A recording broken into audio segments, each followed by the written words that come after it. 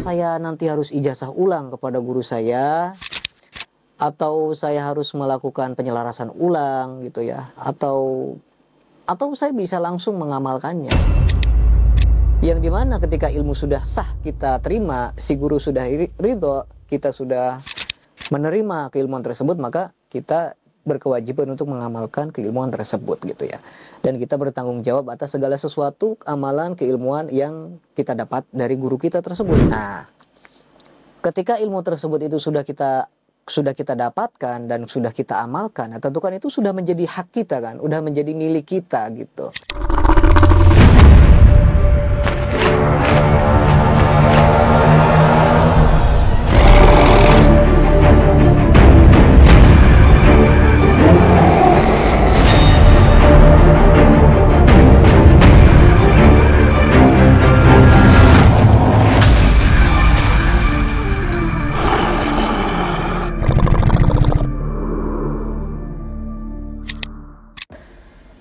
Bismillahirrahmanirrahim. Assalamualaikum warahmatullahi wabarakatuh. Ketemu lagi dengan saya Ki Bagus Purwas. Salam spiritual. Apa kabar sedulur semua? Semoga semuanya selalu dalam keadaan sehat walafiat dan selalu diberikan rezeki yang banyak oleh Allah Subhanahu wa taala. Amin ya Allah ya rabbal alamin. Jadi pada kesempatan kali ini saya kembali lagi hadir untuk menemani sedulur semua. Kita akan kembali lagi hadir membahas tentang dunia spiritual, dunia supranatural, dan juga dunia ilmu kegoiban.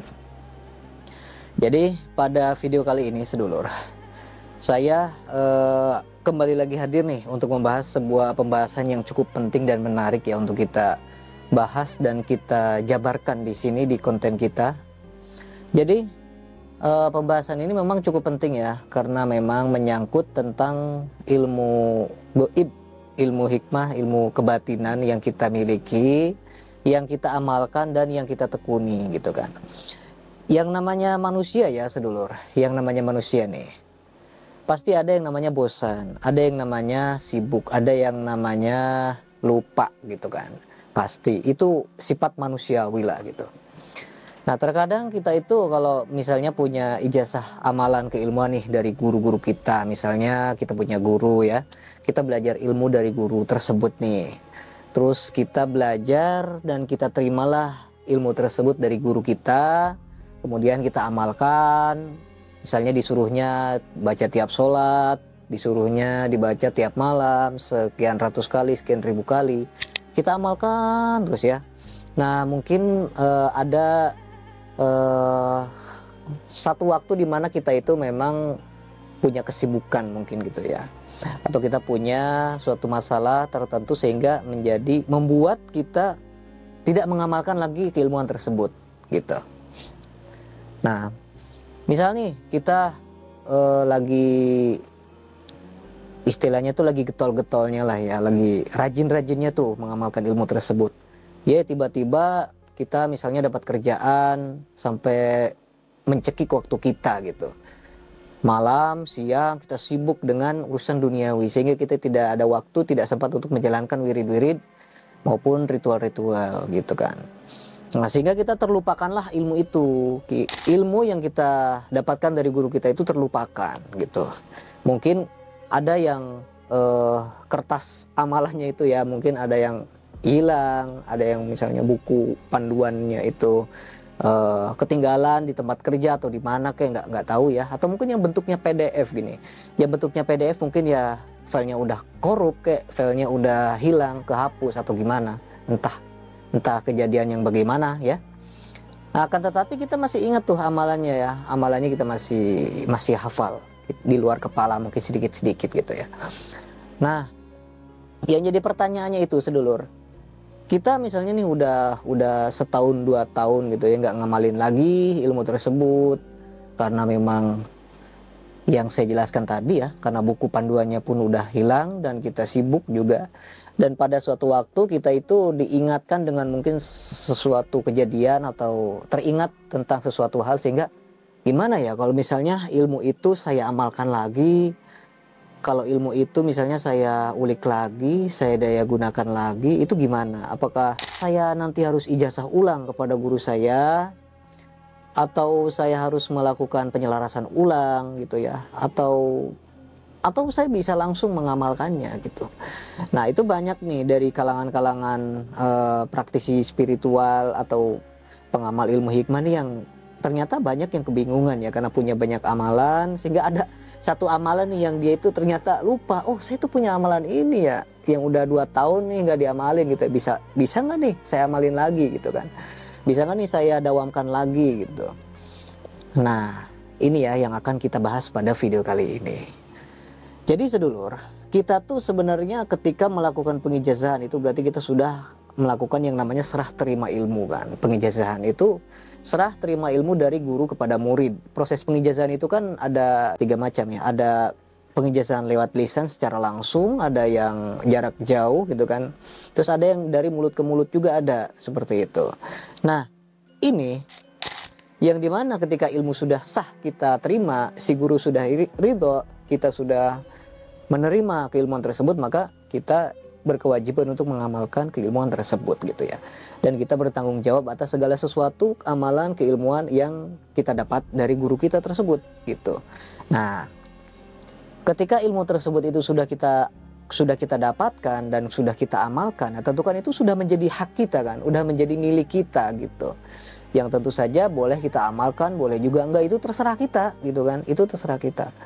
Nah, bahkan sedulur, ketika kita misalnya udah 10 tahun, bahkan udah 50 tahun gitu ya, udah nggak kita amalkan, ilmu tersebut itu masih menjadi hak kita gitu ya. Jadi nggak ada masa tenggang untuk ilmu itu. Misalnya kita dapat ijazah amalan, misalnya kita dapat ijazah sholawat Jibril misalnya kan dari seseorang guru gitu. Nih kamu amalkan. Ini masa tenggangnya 10 tahun, kalau nggak diamalin hilang. Ya nggak gitu juga ya sedulur, nggak gitu. Yang namanya ilmu hikmah itu yang berbasis amalan, itu sebenarnya tidak ada batasan. Sampai kapanpun juga itu masih menjadi hak kita. Nah kecuali nih, ada kecualinya, kecuali ya. Kecuali kalau kitanya misal satu, melanggar pantangan yang seharusnya guru kita itu melarang untuk supaya tidak mendekati zina, mabuk-mabukan, judi. Nah, sedangkan kita melanggarnya. Nah, itu baru yang dinamakan ilmunya hilang, luntur gitu ya.